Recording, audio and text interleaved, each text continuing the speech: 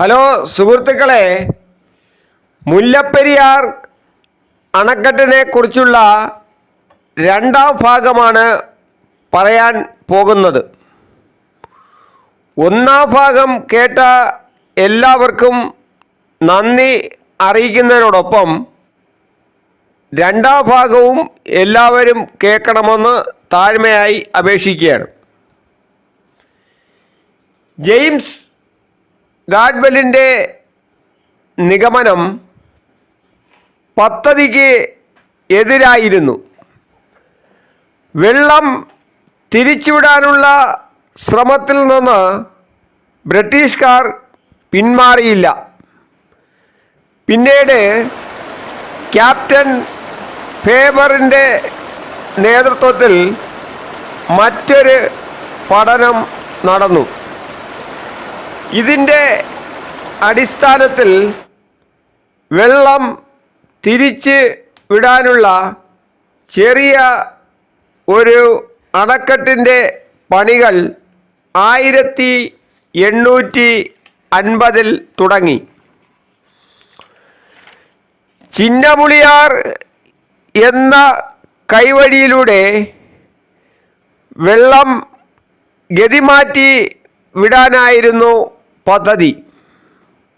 എന്നാൽ ചില സാഹചര്യങ്ങൾ മൂലം നിർമ്മാണം നിർത്തിവയ്ക്കേണ്ടി വന്നു. മധുര ജില്ലാ നിർമ്മാണ വിദഗ്ധനായ മേജർ റിപ്സ് 1867 മറ്റൊരു പദ്ധതി മുന്നോട്ട് വച്ചു. പെരിയാറിൽ 162 അടി ഉയരമുള്ള അണ കെട്ടി ചാലുകൾ വഴി വൈഗൈ നദിയുടെ കൈവഴിയായ സുരളിയാറിലേക്ക് വെള്ളം എത്തിക്കാനായിരുന്നു ഈ പദ്ധതി നിർദ്ദേശിച്ചത്. എന്നാൽ നിർമ്മാണവേളയിൽ വെള്ളം താൽക്കാലികമായി തടഞ്ഞ് വയ്ക്കാനുള്ള ബുദ്ധിമുട്ട് മൂലം പദ്ധതി ഉപേക്ഷിക്കപ്പെട്ടു. അന്നത്തെ ചീഫ് എഞ്ചിനീയർ ആയിരുന്ന ജനറൽ വാക്കർ നിർദ്ദേശിച്ച മറ്റൊരു പദ്ധതി സാങ്കേതിക പ്രശ്നങ്ങൾ മൂലം ഉപേക്ഷിക്കപ്പെട്ടു. 1882 നിർമ്മാണ വിദഗ്ധരായ captain Pennycuick, R Smith എന്നിവർ പുതിയ പദ്ധതി സമർപ്പിക്കാനായി നിയോഗിക്കപ്പെട്ടു. എല്ലാ പഴയ പദ്ധതികളും പഠന വിധേയം ആക്കിയ ശേഷം പുതിയത് സമർപ്പിക്കാനായിരുന്നു നിർദ്ദേശം. ഇതനുസരിച്ച് 155 അടി ഉയരമുള്ള അണക്കെട്ടിന് പെനി കുക്ക് പദ്ധതി തയ്യാറാക്കി. താഴെ 115.75 അടിയും മുകളിൽ 12 അടിയുമാണ് വീതി. ചുണ്ണാമ്പ്, സുർക്കി, കരിങ്കല്ല് എന്നിവ ഉപയോഗിച്ച് കൊണ്ടുള്ള അണക്കെട്ടിന് 53 ലക്ഷം രൂപയായിരുന്നു ചിലവ് പ്രതീക്ഷിച്ചിരുന്നത്. ഈ തുകയുടെ 7% വീതം എല്ലാ വർഷവും പദ്ധതിയിൽ നിന്ന് തിരിച്ചു കിട്ടുമെന്നായിരുന്നു കണ്ടെത്തൽ. കൊടും വരൾച്ചയിൽ പൊറുതിമുട്ടിയ ബ്രിട്ടീഷ് സർക്കാർ പദ്ധതി അംഗീകരിച്ച് നിർമ്മാണ നിർദ്ദേശം നൽകി.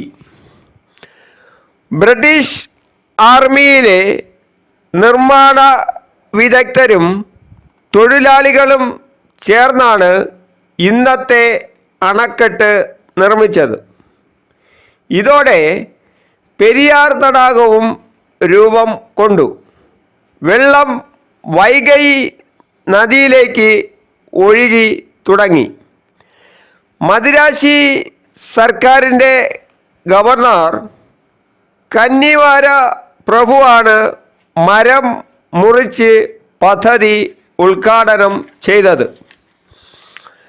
രാമനാഥപുരത്ത് നിന്നാണ് തൊഴിലാളികൾ ആദ്യം എത്തിയത്.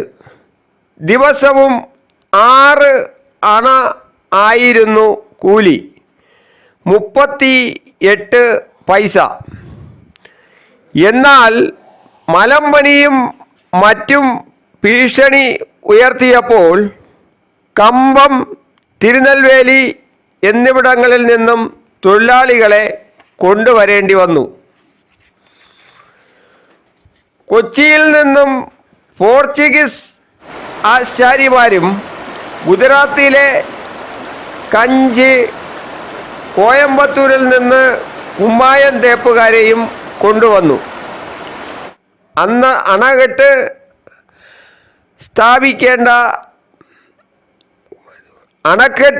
സ്ഥാപിക്കേണ്ട സ്ഥലത്തെ പാറ തുരക്കാനായി കൈകൊണ്ട് തുരക്കുന്ന തിരുപ്പുളി യന്ത്രങ്ങൾ ഉപയോഗിച്ച് നോക്കിയെങ്കിലും സമയക്കൂടുതൽ എടുക്കുന്നതിനാൽ യന്ത്രവൽകൃത കടച്ചിൽ ഉപകരണങ്ങൾ താമസിയാതെ ഉപയോഗിച്ച് തുടങ്ങി. കരിങ്കല്ല് 5 ഇഞ്ച് കനത്തിൽ പൊട്ടിച്ചെടുത്ത് അടുക്കി വച്ച് തുർക്കിയും മോർട്ടാറും ഉപയോഗിച്ച് ആണ് അണക്കെട്ട് കെട്ടിപ്പൊക്കിയത്.